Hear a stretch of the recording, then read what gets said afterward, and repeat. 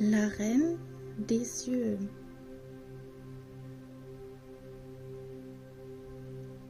La bénédiction de la divine impériatrice.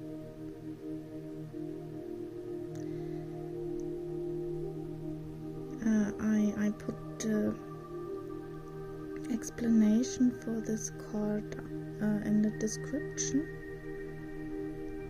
if you want to see the meaning. And now we take a look at a further aspect who we should consider in relation to this card.